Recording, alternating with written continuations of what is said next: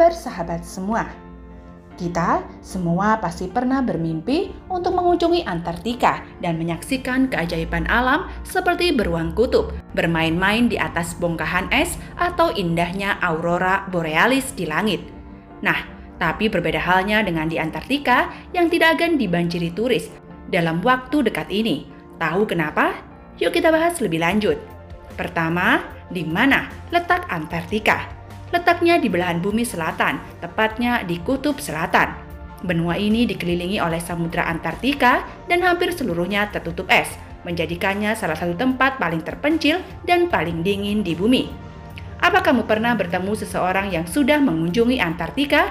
Pasti belum kan? Antartika adalah salah satu tempat yang paling jarang dikunjungi di planet ini dan hanya segelintir petualang yang beruntung pernah melihat langsung wilayahnya yang sebagian besar terdiri dari gletser dan hamparan es. Tapi percaya deh, marga satwa dan pemandangan di sana sungguhlah luar biasa. Kenapa kita sebaiknya tidak berkunjung ke Antartika? Pertama, kondisi lingkungannya sangatlah rapuh dan mudah rusak. Ditambah lagi, tidak ada populasi penduduk asli di benua ini. Jadi perjalanan kita akan terasa seperti mengunjungi sebuah pulau tak berpenghuni. Dan jangan lupa bahwa ini juga menjadi salah satu tempat tujuan termahal. Terlepas dari semua itu, Antartika tidak sepenuhnya dijaga seperti benteng. Tapi ada perjanjian internasional yang disebut Traktat Antartika.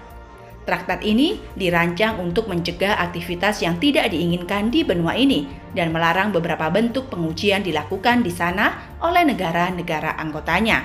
Namun, alasan utama kita tidak bisa melenggang begitu saja ke Antartika adalah karena ekosistemnya yang rapuh dan butuh perlindungan. Traktat ini menyatakan bahwa Antartika hanya boleh digunakan untuk tujuan damai dan harus bebas dari aktivitas manusia yang bisa merusak lingkungan. Para ilmuwan masih mempelajari ekosistem unik di benua ini dan aktivitas serta mesin-mesin kita bisa mengganggu keseimbangan yang ada di sana. Kalau kamu masih ingin pergi ke Antartika, perizinannya tidaklah mudah. Warga negara Amerika Serikat misalnya harus mengisi formulir khusus dan mengirimkannya ke Office of Ocean and Fauna Affairs, dan saat berada di sana, kamu harus mematuhi sejumlah aturan ketat untuk melindungi lingkungan, seperti tidak mengganggu satwa liar atau mengambil cenderamata seperti batu, tanaman, atau hewan. Nah, secara teknis, bisakah kita tinggal di Antartika? Meskipun tidak ada hukum yang melarang orang untuk menetap di sana, lingkungannya sangat tidak ramah dan tidak cocok untuk tempat tinggal manusia. Suhunya bisa mencapai minus 60 derajat Celcius atau lebih rendah, sehingga hampir mustahil bagi siapapun untuk bertahan hidup di sana tanpa peralatan dan pengalaman yang memadai. Ditambah lagi, daratan terdekat berjarak lebih dari 1.600 km jauhnya, yang membuat penduduknya benar-benar terisolasi dari dunia luar. Siapa tahu, mungkin suatu hari nanti kita bisa mengunjungi benua yang unik dan memukau itu. Tapi sampai saat itu tiba, yuk kita kagumi dari jauh saja. Sekarang kita bahas sedikit tentang penemuan Antartika. Tidak seperti tempat lain yang sudah dihuni, Antartika tidak memiliki populasi penduduk asli. Para filsuf Yunani kuno mengetahui adanya benua ini dan menyebutnya Enartos, yang berarti di seberang beruang. Beruang yang dimaksud bukanlah beruang kutub, melainkan rasi bintang, beruang besar dan beruang kecil yang hanya dapat diamati di belahan bumi utara. Alhasil, istilah ini menandakan kebalikan dari negeri beruang. Pelayaran perburuan paus dan anjing laut pada akhir tahun 1700-an dan awal 1800-an menjelajah lebih jauh ke selatan ketika melewati Tanjung Hort di ujung Amerika Selatan. Saat itu diketahui bahwa pergi lebih jauh ke selatan seringkali berarti angin yang lebih kencang, resiko menabrak es mengambang, dan berbagai ukuran serta angin dan lautan yang bisa berbahaya bagi kapal dan awaknya. Kapten James Cook menjadi orang pertama yang melintasi lingkar Antartika pada 17 Januari 1773 di wilayah Laut Ross. Dia mencapai titik yang lebih jauh ke utara. Setahun kemudian, dan meskipun tidak melihat daratan, dia sampai pada jarak 80 km dan melihat tumpukan batu di dalam gunung es, yang menandakan adanya daratan di wilayah selatan. Penampakan pertama Antartika diakui secara luas pada bulan Januari 1820 dalam pelayaran 2 kapal di bawah komando Kapten Fabian Gottlieb von Bellinghausen sebagai bagian dari ekspedisi penjelajahan mengelilingi dunia selama 2 tahun guna mencari daratan baru. Kapal-kapal kapten ini menjadi yang pertama melintasi lingkar Antartika. Sejak James Cook, pendaratan pertama yang tak terbantahkan di Antartika baru terjadi pada 24 Januari 1895 di Tanjung Adare. Dalam ekspedisi perburuan paus yang dipimpin oleh Henry Boyle, sebuah perahu kecil dengan 6 atau mungkin 7 orang di dalamnya didayung ke daratan saat kondisi laut sedang tenang. Kamu mungkin tidak akan percaya, tapi Antartika sebenarnya adalah gurun loh. Dengan semua es itu, kamu pasti mengira tempat ini seperti surga musim dingin dengan permainan lempar bola salju dan coklat panas sepanjang hari. Saat membicarakan gurun, kita membayangkan unta, kaktus, dan orang-orang yang kesulitan mencari air.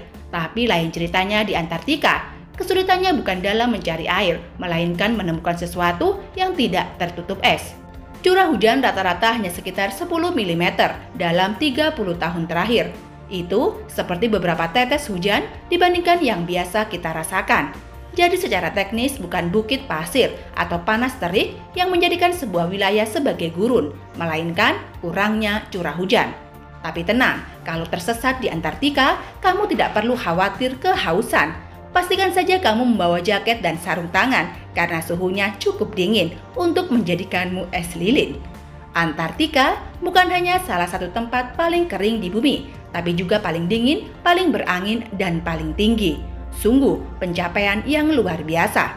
Para penguin dan ilmuwan di Antartika terkadang merasa bingung soal penentuan waktu.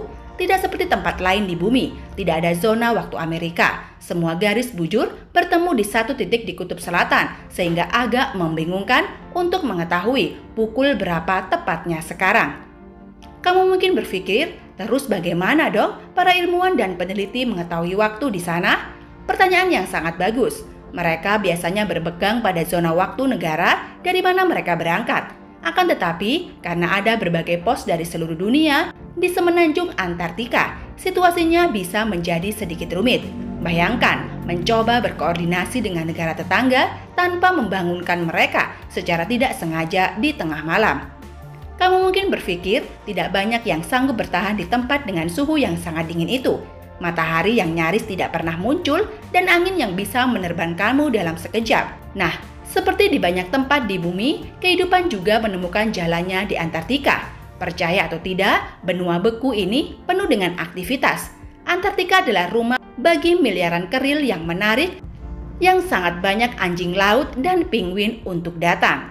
Jangan biarkan penampilan mereka yang imut dan menggemaskan menipumu.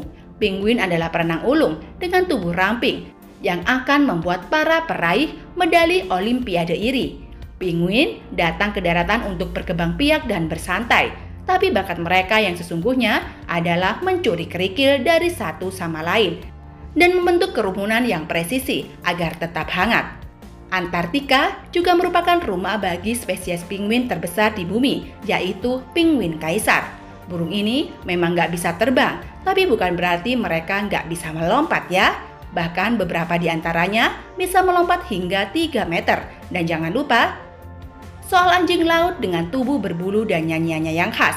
Mamalia laut ini dilindungi oleh Traktat Antartika dan berkembang biak dengan baik di perairan sejuk Samudra Antartika. Tapi bintang pertunjukan yang sebenarnya adalah paus. Selama musim panas di Antartika, makhluk besar ini berbondong-bondong untuk menyantap krill yang melimpah. Benar-benar seperti hidangan prasmanan bagi para paus di sana. Sekian video dari saya sobat, semoga bermanfaat.